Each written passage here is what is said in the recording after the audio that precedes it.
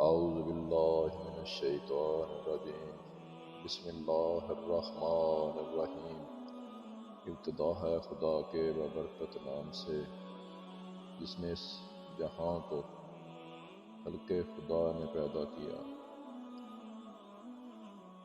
ابتدا کرتے ہیں اس سلسلے کے دوسرے حصے کو۔ دوستو، اللہ آپ کو حفظ و آپ کو اپنی حفظ و امان میں رکھے۔ شروع کرتے ہیں۔ 5ویں صدی عیسوی میں ایک بزرگ فہر کی نسل سے گزرے ہیں۔ پچھلی ویڈیو میں فہر عبرانی اور اس کے معنی پتھر کے ہیں، اس کے بارے میں بتایا تھا۔ اب سلسلہ آگے چلا رہے ہیں۔ فہر کی نسل سے گزرے ہیں جن کا نام قصہ تھا۔ شبلی نعمانی کا کہنا ہے کہ انہیں قصہ کو قریش کہتا ہے، لیکن میرے نزدیک یہ غلط ہے۔ قصہ کا اصل نام زید اور کنیت ابو المغیرہ تھی۔ ان کے باپ کا نام کلاب اور ماں کا نام فاطمہ بن سعد اور بیوی کا نام عاتقہ بنت خلخ بن ملیک تھا۔ یہ نہایت ہی نامور، بلند حوصلہ، جوان مرد، عظیم الشان بزرگ تھے۔ انہوں نے زبردست عزت و اقتدار حاصل کیا تھا۔ یہ نیک چلن، بامروت، سخی اور دلیر تھے۔ ان کے خیالات پاک اور بے لوث تھے۔ ان کے اخلاق بلند، شائستہ اور مہذب تھے۔ ان کی ایک بیوی سبی بنت خلیل خزاعی تھی۔ یہ خلیل بنو خزاع کا سردار تھا۔ اس نے وفات کے وقت خانہ کعبہ کی تولید سبی کو سپرد کر دینا چاہا۔ اس نے اپنی کمزوری کے حوالہ سے انکار کر دیا۔ پھر اس نے اپنے ایک رشتہ دار ابو غبشان خزاعی کے سپرد کی۔ اس نے اس اہم خدمت کو قصہ کے ہاتھوں فروخت کر دیا۔ اس طرح قصہ بن کلاب اس عظیم شرف کے بھی مالک بن گئے۔ انہوں نے خانہ کعبہ کی مرمت کرائی اور دارالندہ بنوایا۔ رفاع عام کے سلسلہ میں بے شمار خدمات کیں۔ مکہ میں کنواں کھدوایا جس کا نام حجون تھا۔ قصہ کا انتقال سن 480 میں ہوا۔ مرنے کے بعد انہیں مقام حجون میں دفن کیا گیا اور ان کی قبر زیارت گاہ بن گئی۔ قصہ اگرچہ نبی یا امام نہ تھے، لیکن حامل نور محمدی تھے۔ یہی وجہ ہے کہ آسمان فضیلت کے آفتاب بن گئے۔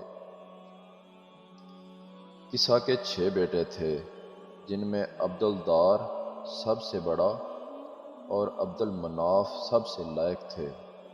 انہوں نے مرتے وقت بڑے بیٹے کو تمام مناصب سپرد کیے، لیکن عبد مناف نے اپنی لیاقت کی وجہ سے سب میں شہرت حاصل کر لی۔ یہ قریش کے ایک مسلم الثبوت سردار بن گئے۔ عبد مناف کا اصل نام مغیرہ اور کنیت ابو عبد شمس تھی اور ماں کا نام سبی بنت خلیل تھا۔ انہوں نے عاتقہ بنت مرہ سلمیہ بن حلال سے شادی کی۔ انہیں حسن و جمال کی وجہ سے قمر ماہتاب کہا جاتا تھا۔ دیار بکری کا کہنا ہے کہ عبد مناف کو مغیرہ کہتے تھے۔ وہ تقوی و صلح رحمی کی تلقین کرتے تھے۔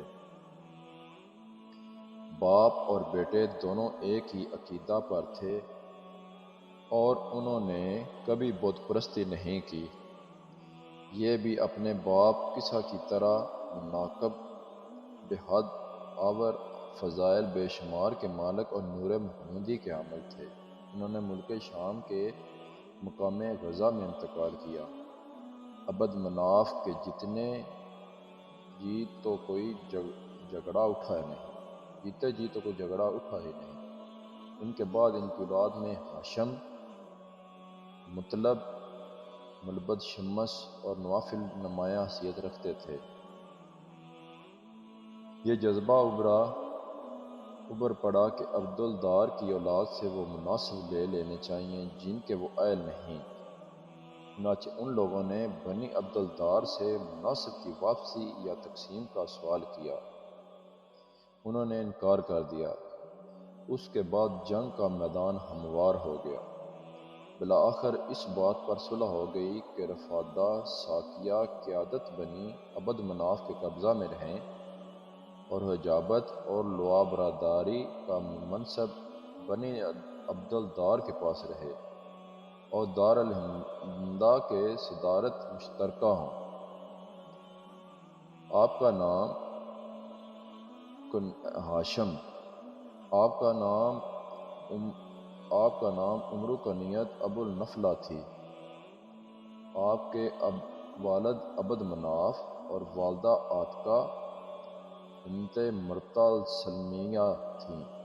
آپ کو علو مرتبہ کی وجہ سے عمر الاولیاء بھی کہتے تھے۔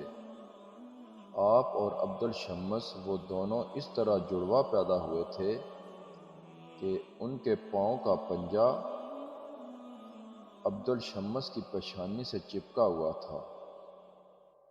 یہ ذکر ہو رہا ہے کہ ہاشم اور شمس، عبد الشمس،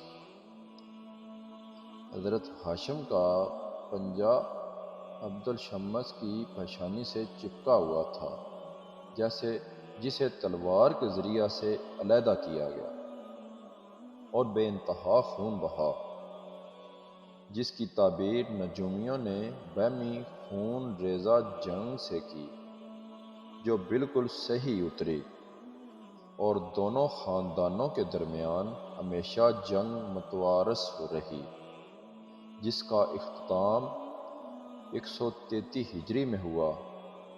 بنی عباس ہاشمی اور بنی امیہ شمسی، ایسی خون ریزہ جنگ ہوئی جس نے بنی امیہ کی قوت و طاقت اور بلندی اقبال کا چراغ ہمیشہ کے لیے گل کر دیا۔